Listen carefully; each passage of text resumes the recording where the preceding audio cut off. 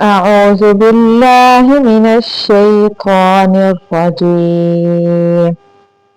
بسم الله الرحمن الرحيم.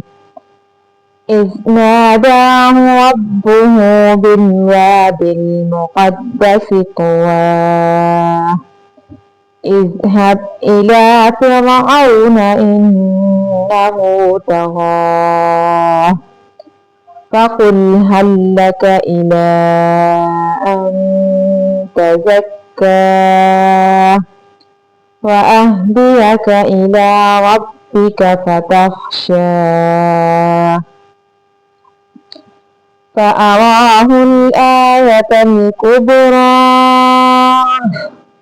فكذب وعصى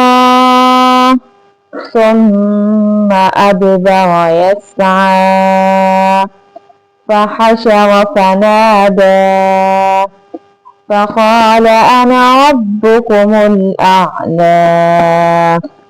فأخذه الله نكال الآخرة والأولى إن في ذلك لعبرة لمن يخشى أأنتم أشد خلقا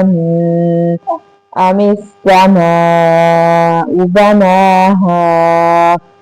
رفع سمكها فسواها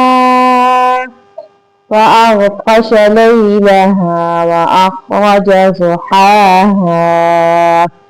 والأرض بعد ذلك دحاها